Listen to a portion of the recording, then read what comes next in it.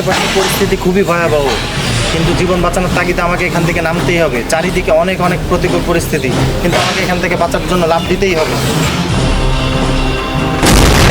চারিদিকে শুধু বুনো গাছপালা আর গহীন জঙ্গল দেখতে পাচ্ছি। এর ভিতর থেকেই আমাকে সঠিক রাস্তা খুঁজে নিতে হবে। কোন দিকে যাব সেটা ঠিক বুঝতে পারছি না, তবে আমার মনে হচ্ছে এদিকে যাওয়াটাই ভালো হবে। পাহাড়, পর্বত, গহীন জঙ্গল, গাছপালা, এমনকি হামাগুড়ি দিয়েও আমাকে চলাফেরা করতে হয়েছে। এমন একটি পর্যায়েও আসে যখন আমি আমার পায়ের জুতাটাও হারিয়ে ফেলি।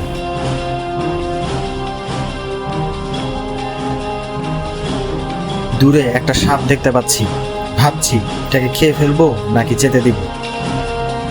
আমি প্রচণ্ড হাঁপিয়ে গিয়েছিলাম, কিন্তু হার মানতে রাজি ছিলাম না।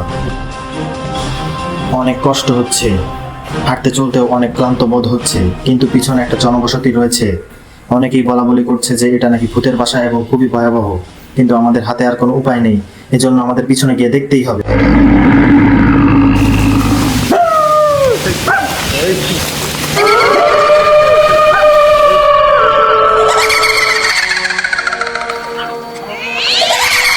জায়গাটা দেখলাম আসলেই অনেক ভয়াবহ।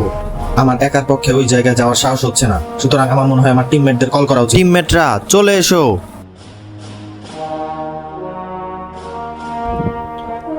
আমরা 4 টিমমেট এখন প্রস্তুত, আর আমরা এখন ওই ভুতুড়ে বাড়ির দিকে এগিয়ে যাব। যদিও আমরা মানসিকভাবে প্রস্তুত ছিলাম, কিন্তু এই ভয়ানক বাড়িতে ঢোকার পর আমাদের চক্ষু ছানা বড়া হয়ে গেল।